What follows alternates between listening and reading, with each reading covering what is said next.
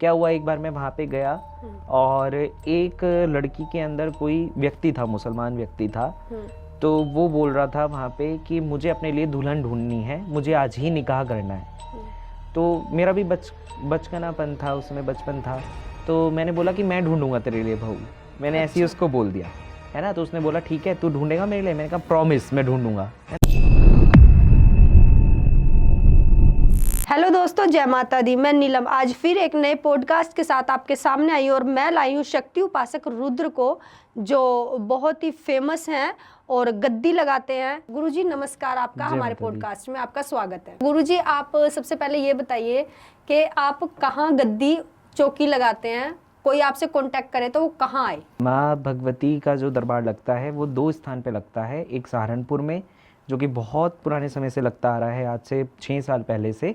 और अभी जो है माँ भगवती के आदेश अनुसार हमने नजीबाबाद में भी शुरू किया है माँ भगवती का दरबार, क्योंकि काफ़ी दूर दूर के बच्चे हमारे पास जुड़े हुए थे। जो बच्चे इधर की साइड से थे, दिल्ली की साइड से वो, और कुछ बच्चे जो है हमारे बिजनौर साइड से और उसके आगे के जो पहाड़ी क्षेत्र है उधर से हैं। तो हमने ये सोचा कि बच्चों के लिए भी थोड़ा ईजी हो जाएगा, तो एक बार दरबार एक संडे लगता है सहारनपुर में और एक संडे लगता है नजीबाबाद में। तो गुरुजी, जैसे सब लोग मुझे ना कमेंट करते हैं पढ़ाई लिखाई कर लो, तो सबसे पहले आप अपनी स्टडी बताएं सबको। मैंने पीएचडी इन कंप्यूटर साइंस करी हुई है, स्पेशली साइबर सिक्योरिटी में। हाल फिलहाल मैं असिस्टेंट प्रोफेसर हूँ, तो मैं बच्चों को टीच करता हूँ और सारा सॉफ्टवेयर इंजीनियरिंग जो है मैं बच्चों को पढ़ाता हूँ, बीटेक कंप्यूटर साइंस वाले बच्चों को। स्टडी तो सबसे ज़्यादा मस्ट है ना। स्टडी तो हमें करनी ही करनी है। बाकी जो आपका एरिया ऑफ इंटरेस्ट है आप उसमें भी आगे बढ़े। जैसे कि मेरा एरिया ऑफ इंटरेस्ट था पूजा पाठ में, गद्दी चौकी में, अघोर में, तो मैंने उन सारी चीज़ों में भी मैं आगे बढ़ा। लेकिन जो है स्टडी करना तो सबसे ज़्यादा मस्ट है, क्योंकि आपका जो इंटरेस्ट है वो आपका इनकम सोर्स नहीं होना चाहिए। अगर आप सोशल वर्कर हैं और सोशल वर्किंग आप अलग रखिए और अपना सोर्स ऑफ इनकम अलग रखिए, तो मेरा प्रोफेशन वो है और ये सब मेरा जो है सोशल वर्क है। तो गुरुजी, आप जब इस लाइन में आए तो क्या माता पिता ने नहीं बोला कि क्यों जा रहा है, और क्या आपको बचपन से ही इस चीज़ का शौक था? बचपन से ही जो है मैं बहुत पूजा पाठी रहा हूँ। मेरी फैमिली बहुत ज़्यादा पूजा पाठी रही है। मेरे घर परिवार में सबसे ज़्यादा कृष्ण भगवान की पूजा होती है और आज भी सबसे ज़्यादा मेरे जो माता जी हैं, पिताजी हैं, दोनों कृष्ण उपासक हैं। और जब मैं इस लाइन में आया तो उनको इतना ज़्यादा अजीब नहीं लगा, क्योंकि उनको ये था, शुरू से ही पापा का कहना ये था कि जो भी तुम्हें अपनी लाइफ में करना है करो, एक ही लाइफ है, जो भी अचीव करना है करो, लेकिन कुछ भी ऐसा ना करो जो गलत हो। तो जब मैं पूजा पाठ की तरफ बढ़ा तो उनको लगा कि सही रास्ते पे जा रहा है, कुछ गलत नहीं कर रहा। पूजा पाठ थी, शक्तियाँ थी, उन्होंने जोर दिया कि जन कल्याण की ओर बढ़े।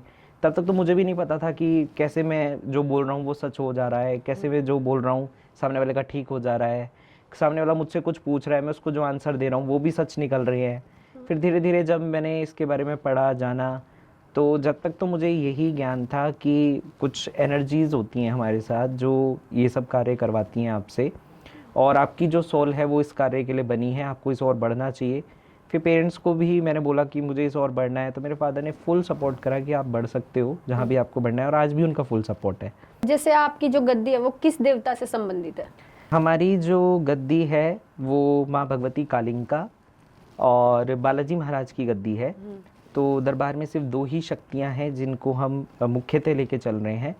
और वैसे जो है माँ भगवती के साथ फिर अलग अलग रूप माँ भगवती के हो जाते हैं, उनकी भी पूजा पाठ और काफ़ी सारी उपासनाएं बालाजी से जुड़ी हुई, भगवान शिव से जुड़ी हुई, महाकाल से जुड़ी हुई, फिर वो सब चीज़ें भी हमारी दरबार में चलती हैं। अब जो हमारा बेसिक टॉपिक है हम उस पर आ जाते हैं। मेहंदीपुर बालाजी, मेहंदीपुर बालाजी के अनसुलझे अनकहे रहस्य है। तो जो मेहंदीपुर बालाजी है, कैसे वहाँ पर, क्या वास्तविकता में कोई एनर्जी है, कोई शक्ति है, क्या स्वयं बालाजी सरकार है? आप इतने साल वहाँ पर रहे, तो आप हमारी ऑडियंस को बताएं क्या वहाँ पर बालाजी सरकार किस रूप में विराजित है? बालाजी में जो हनुमान जी हैं वो बाल स्वरूप में वहाँ पे विराजित हैं।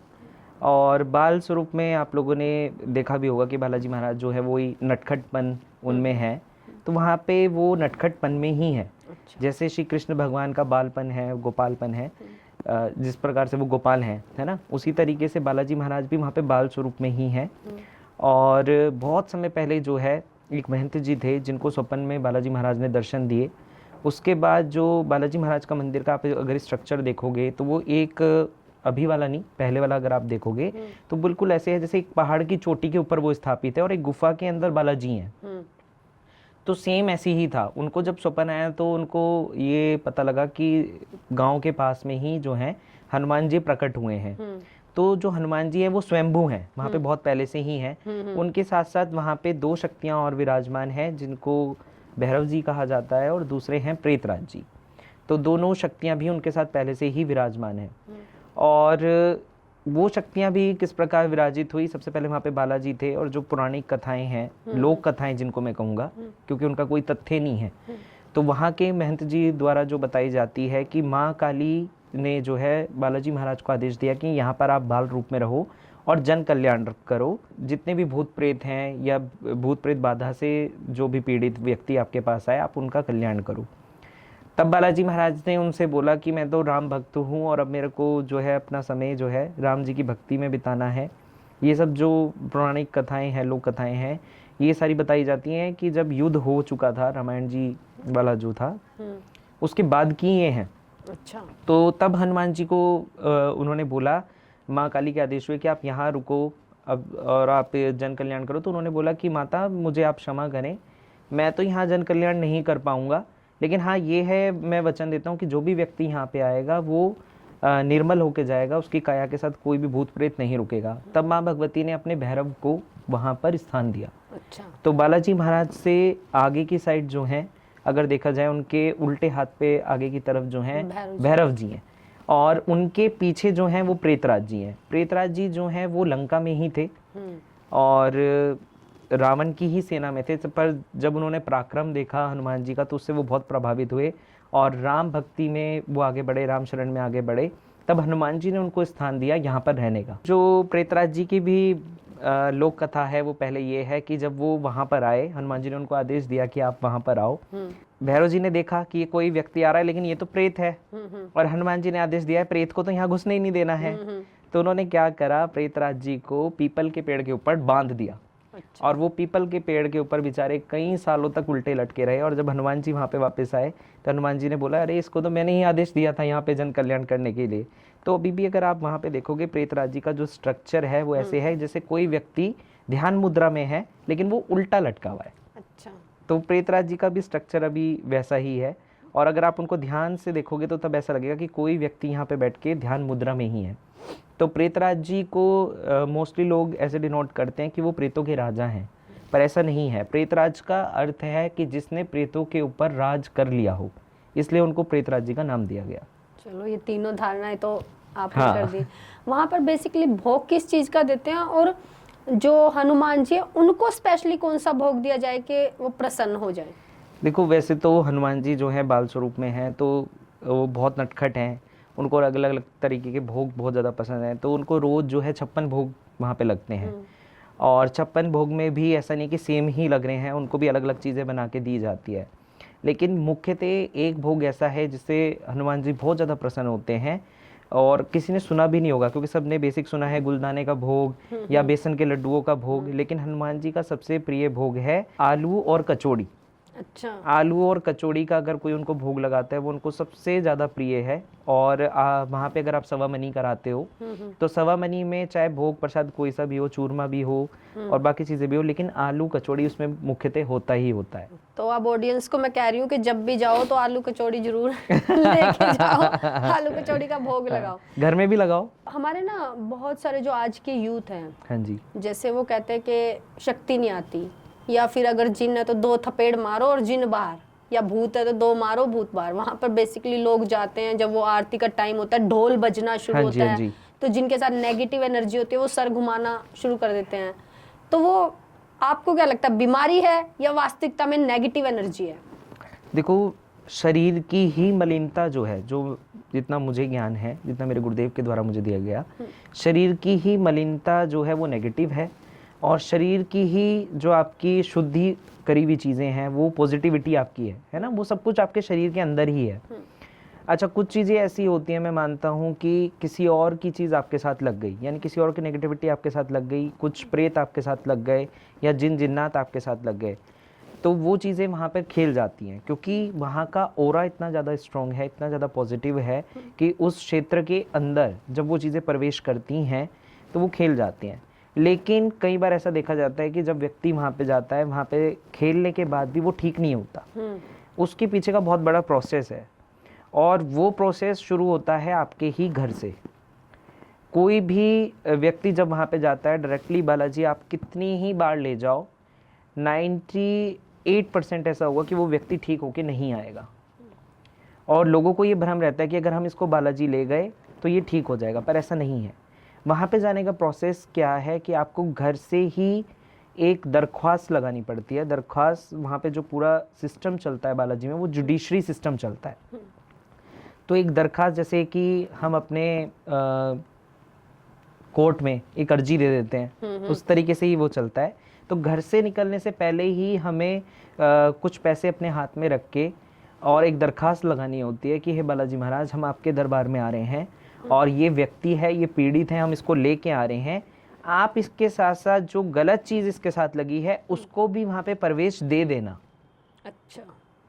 जब तक उस नेगेटिव चीज़ को प्रवेश ही नहीं मिलेगा, क्योंकि वो तो इतना बड़ी स्थान है, और जैसा कि मैंने आपको बताया कि वहाँ तो आदेश है कि किसी भी गलत चीज़ को यहाँ घुसने नहीं देना, तो वो घुसेगी ही नहीं।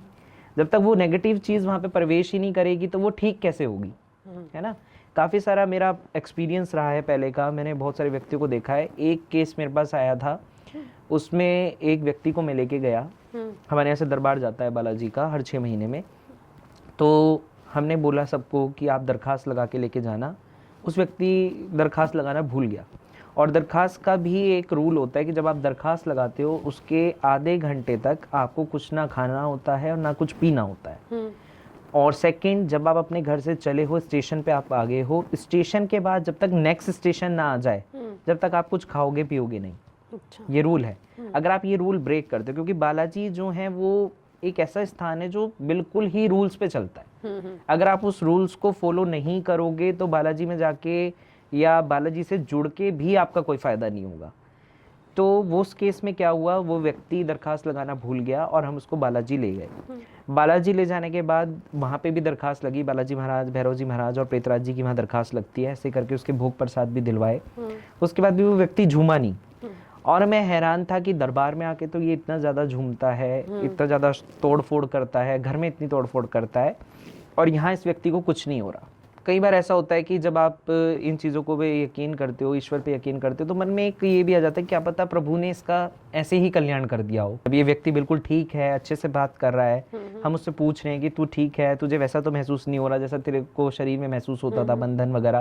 तो उन्होंने बोला नहीं, ऐसा कुछ महसूस नहीं हो रहा। हमने सोचा ये हरी कृपा है, प्रभु की कृपा हो गई कि वो व्यक्ति बिना कुछ करे ही ठीक हो गया, है ना। उसके बाद जैसे ही हम वहाँ से वापस आने के लिए स्टेशन पे पहुँचे, वो व्यक्ति स्टेशन पे ही खेलने लगा। अच्छा। और वहाँ पे खेलते हुए उसने बोला कि मैं तो गया ही नहीं था, मैं तो यहाँ स्टेशन पे ही इंतज़ार कर रहा था कि ये कब लौट के आएगा। अच्छा।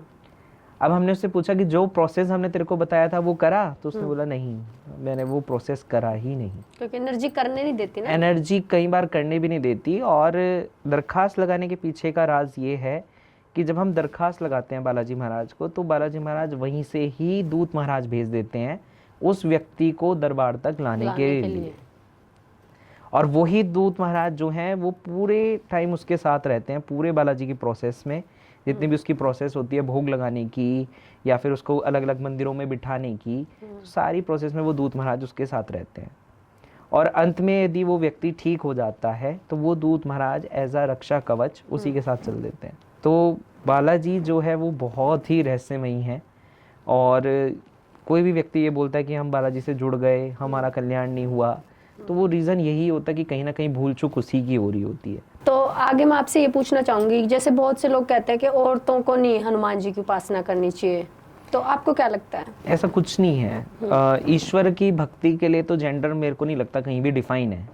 आप कोई भी पुराण पढ़ लीजिए, कोई भी पुरानी जितनी भी किताबें हैं वो पढ़ लीजिए, आधुनिक किताबें हैं वहाँ पे भी पढ़ लीजिए, कहीं पे भी ऐसा नहीं लिखा कि औरतों को जो है हनुमान जी की पूजा नहीं करनी चाहिए। लेकिन कहीं ना कहीं ये लिखा होता है किसी मंदिर के नियम अनुसार कि औरतों को जो है किसी भी देव विग्रह को टच नहीं करना। और कहीं कहीं पे ये लिखा होता है कि औरतें जो हैं एक दायरे तक ही जाके पूजा उपासना कर सकती हैं। तो मैं इस चीज़ को मानता हूँ कि औरतों को दायरे में रह के करना चाहिए, क्योंकि जो हनुमान जी है वो बाल ब्रह्मचारी हैं। और कोई भी देव है, मैं खाली हनुमान जी के लिए ही नहीं कहूँगा, जैसे भगवान शिव हैं, भैरव हैं, और भी कोई देव हैं, उनको नहीं छूना चाहिए। सेम चीज़ मैं यहाँ पे आदमियों के लिए भी कहूँगा, जो रूल औरतों के लिए फॉलो हो रहा है वो आदमियों के लिए भी फॉलो होता है, कि उसे भी माँ भगवती को बार बार टच नहीं करना चाहिए, है ना।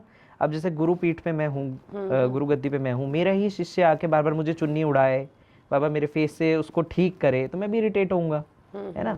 और जब हम उस भगवती को ऐसे जागृत मान रहे हैं कि वो भगवती जागृत है, कि आपका कोई कार्य बना है तो माँ भगवती को आप भोग लगा दो, है ना। वो हमारे भाव है ना कि माँ भगवती ने कार्य करा तो अब माँ को भोग लगा दो, माँ को श्रृंगार लगा दो। जब आप उनको इतना जागृत मान रहे हो तो फिर उनको आप बार बार टच क्यों करने दे रहे हो किसी को। तो वो भाव है।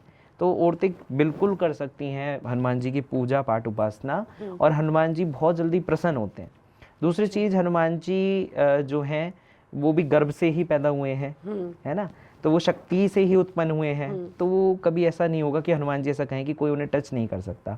मातृभाव में भी वो बहुत रहे हैं। सीता माँ को उन्होंने माँ माना, माँ शबरी को उन्होंने माँ माना, है ना। तो ऐसा कुछ उनके मन में नहीं है। और ये डिपेंड करता है व्यक्ति के ऊपर कि वो किस तरीके से क्या भाव लेके उस प्रभु के सामने जा रहा है। हो सकता है कि बहुत सारे लोग जो है हनुमान जी को अपना भाई समझते हों, है ना, बहुत सारे लोग, है ना। तो अब तो वो छोटे छोटे मैंने वो हनुमान जी भी देखे हैं, बाल रूप में हनुमान जी आने शुरू हो गए, पर मैं राखी है ना, इन्हीं को बांधती हूँ। क्योंकि लड्डू गोपाल जी के साथ आप भाव के साथ जुड़ सकते हो, लेकिन जो हनुमान जी हैं उनको अशुद्ध, बहुत सात्विक हैं, अशुद्धि के समय बहुत उनके परहेज हो जाते हैं। जैसा कि मैंने पहले ही कहा कि हनुमान जी के साथ अगर आप जुड़ रहे हो तो आपको बहुत सारे नियमों के साथ चलना होगा। जैसे कामाख्या, आप इतने साल वहां पर रहे बालाजी सरकार में, कामाख्या में जैसे बहुत सारे तांत्रिक है, क्या बालाजी सरकार में भी ऐसे है कि तांत्रिक है वहाँ सिद्धियां कर रहे हैं, तंत्र कर रहे हैं, है क्या ऐसा? हाँ जी, बालाजी में भी बहुत सारी सिद्धियां प्राप्त होती हैं, और बालाजी में बहुत सारे तंत्र मंत्र भी होते हैं जो आज तक शायद किसी ने उजागर नहीं करा। और ये सारे कार्य होते हैं बालाजी के 7 पहाड़ पे। बालाजी के 7 पहाड़ में गुरु गोरखनाथ महाकाली के साथ हैं, जहाँ पे महाकाली जो है अघोरा रूप में है, यानी शमशान वासिनी के रूप में है, और वहीं पे जो भगवान शिव हैं वो महाकाल के रूप में। तो बहुत सारे साधक जाके वहाँ से साधनाएं प्राप्त करते हैं और बहुत सारी सिद्धि प्राप्त करते हैं। लेकिन जितने भी आज का बच्चे हैं जो जा रहे हैं बालाजी में, कोई भी 7 पहाड़ तक नहीं जाता, क्योंकि बच्चों को नियम कायदे नहीं पता वहाँ तक के जाने के। वहाँ जाने के बहुत सारे नियम होते हैं, आपको उन्हीं नियमों को फॉलो करके वहाँ पे जाना होता है। और ये थोड़ा सा गुप्त है कि मैं उन चीज़ों को बता नहीं सकता कि क्या फॉलो करना होता क्या है। वास्तविकता में जो लोग वहाँ पर सर घुमाते ढोल बस्ती सर, क्या वास्तविकता में उनके साथ भूत प्रेत ही होता है? हाँ, काफ़ी सारे चीज़ों में भूत प्रेत होते हैं, मैंने खुद महसूस करा है उन चीज़ों को। एक केस मेरे साथ हुआ था जो मैं मानता हूँ मेरे जीवन की बहुत बड़ी मिस्टेक है, और उस मिस्टेक से निकलने में मुझे खुद ही बहुत साल लगे। क्या हुआ, एक बार मैं वहाँ पे गया और एक लड़की के अंदर कोई व्यक्ति था, मुसलमान व्यक्ति था, तो वो बोल रहा था वहाँ पे कि मुझे अपने लिए दुल्हन ढूंढनी है, मुझे आज ही निकाह करना है। तो मेरा भी बचपनापन था, उसमें बचपन था, तो मैंने बोला कि मैं ढूंढूंगा तेरे लिए बहू, मैंने ऐसे ही उसको बोल दिया, है ना। तो उसने बोला ठीक है तू ढूंढेगा मेरे लिए, मैंने कहा प्रॉमिस मैं ढूंढूंगा, है ना। अब मेरा जो उस समय इंटेंशन थी वो ये थी, क्योंकि उसके घर वाले फोर्स कर रहे थे उसको कि ये बालाजी मंदिर के अंदर किसी ना किसी तरीके से प्रवेश कर जाए, क्योंकि वहाँ पे अर्जी लगती है, और अर्जी लगने का भी एक समय होता है, उसी समय अर्जी लगती है। तो एक हेल्पफुल नेचर होने के कारण मैंने ऐसा उसको एक प्रॉमिस कर दिया कि ठीक है मैं तेरे को वो बहू ला के ढूंढ के दूंगा, लेकिन तू अभी फिलहाल अंदर चल। अब वो जो लड़की थी उस समय, तो उसके अंदर वो व्यक्ति था, वो अंदर चला गया, उसने अर्जी वर्जी लगवा दी, ठीक है चला गया। नेक्स्ट डे जो था हमारा लास्ट डे था, तो जब भी मैं बालाजी जाता हूँ तो मैं आज भी वहाँ पे खड़े होकर ऐसी ही सेवा करता हूँ। तो मैं वहाँ से फिर निकल आया।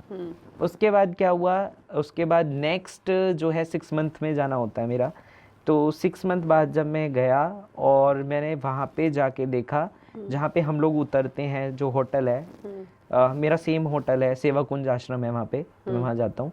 तो वहाँ जैसे ही मैं उतरा वो लड़की वहीं पे खड़ी हुई थी। तो एक मन में खुशी हुई कि ये शायद ठीक हो गई, लेकिन फिर एक मन में डाउट भी हुआ बिना उससे मिले कि शायद ये अभी भी ठीक नहीं हुई अगर ये यहाँ है। तो जैसे ही मैं उतरा उस लड़की ने मेरा कॉलर पकड़ लिया कि तू मुझे छोड़ के चला कहाँ गया था। अच्छा। और तू तो मेरे लिए बहू ढूंढ रहा था, मैं तो तेरा कब से यहाँ वेट कर रहा हूँ।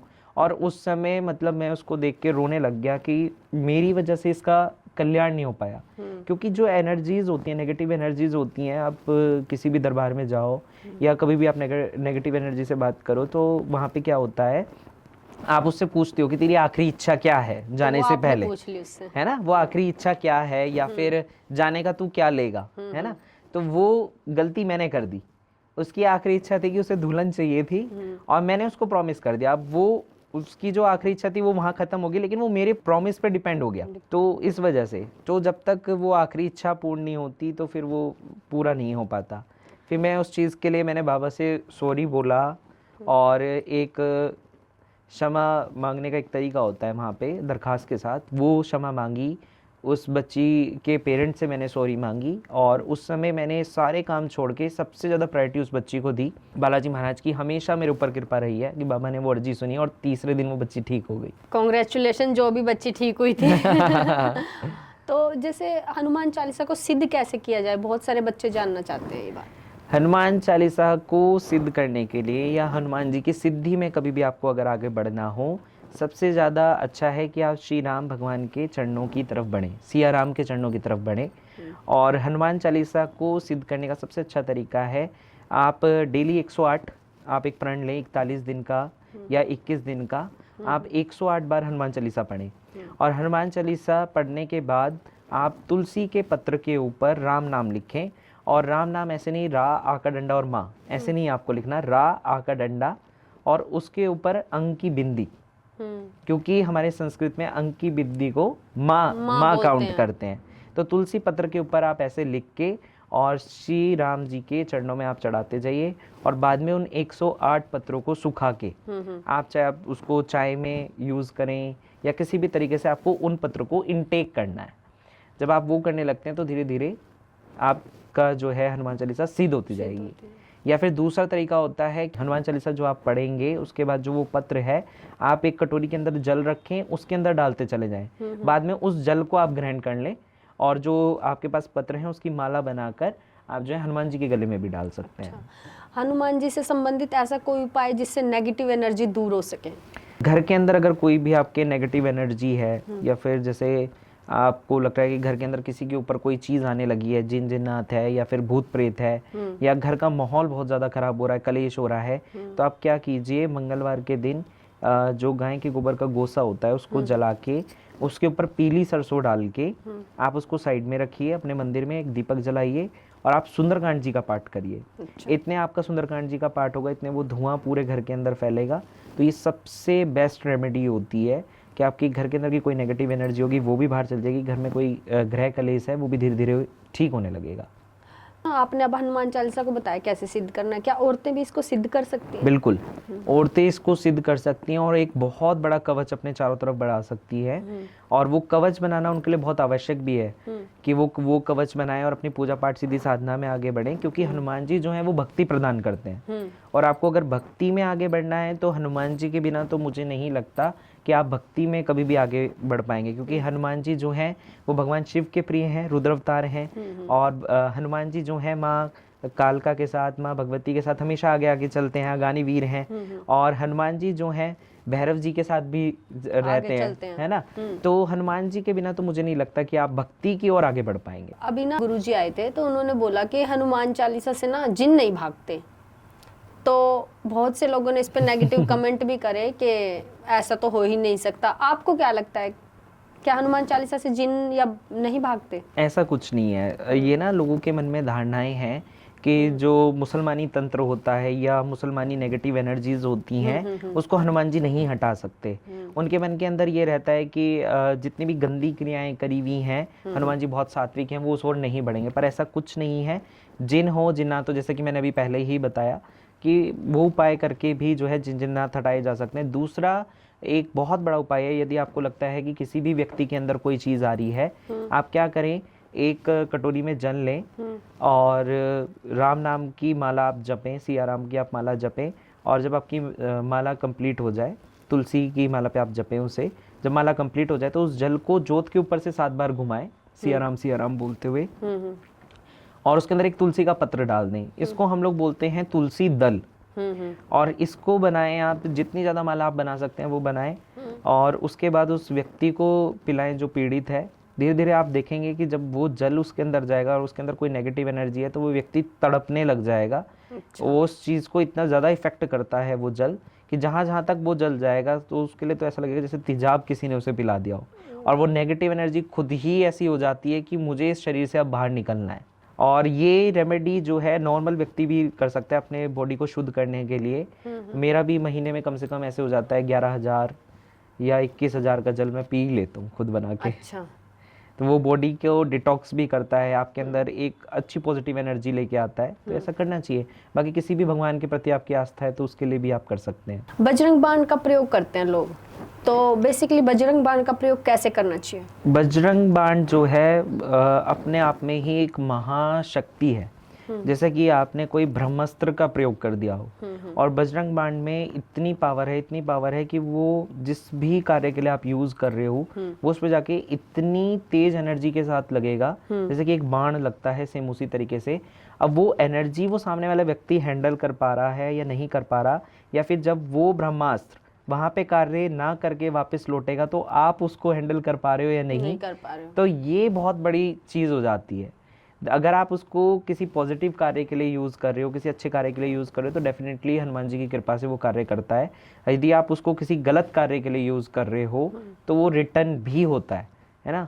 तो ये चीज़ सबसे पहले कंफर्म होनी चाहिए कि आप उसका यूज़ कहाँ पे कर रहे हो। और बजरंग बाण का जो प्रयोग है वो इस प्रकार किया जाता है। इसमें विशेषता जो है, घी के अंदर आप थोड़ा सा चमेली का तेल मिलाओ, या फिर जो बच्चे घी अफोर्ड नहीं कर सकते वो तिल के तेल के अंदर थोड़ा सा चमेली का तेल मिलाना है। चमेली के तेल की क्वांटिटी ज़्यादा नहीं करनी, वरना तो वो आग पकड़ लेता है ना।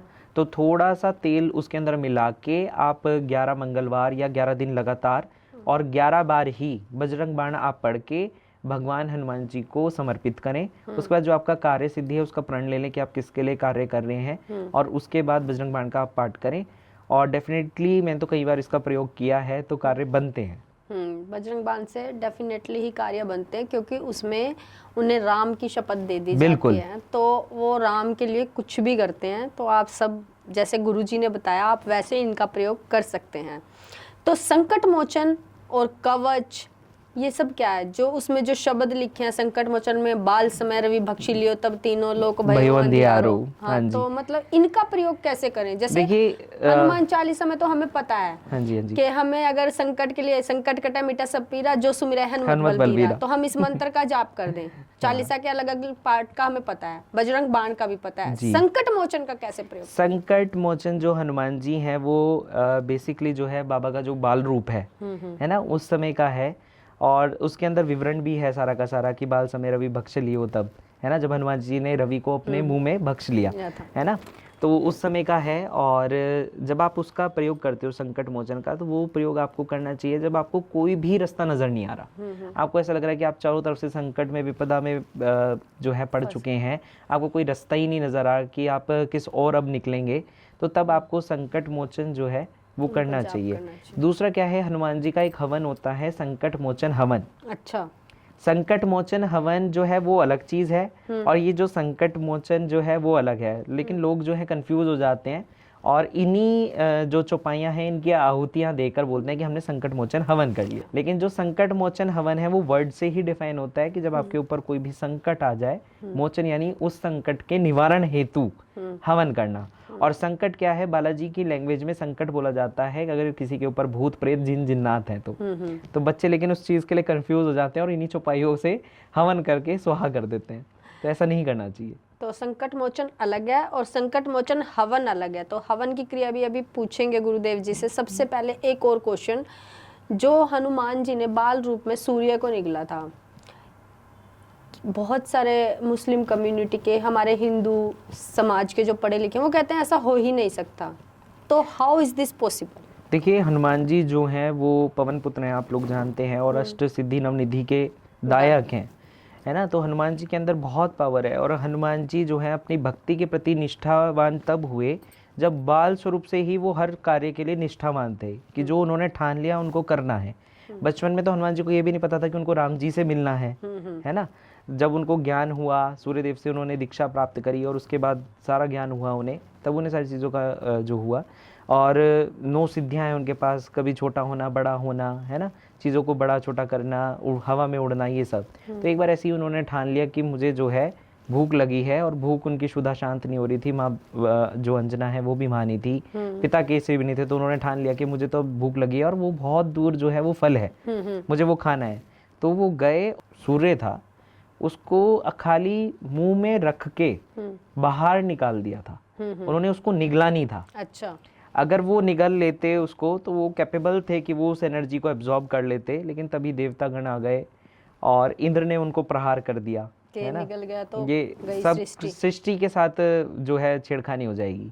जितने भी अब राक्षस आपके हुए या जो कुछ भी है, जब भी उन्होंने सृष्टि के साथ छेड़खानी करी, प्रकृति के साथ छेड़खानी करी, तभी उनका संहार हुआ, है ना।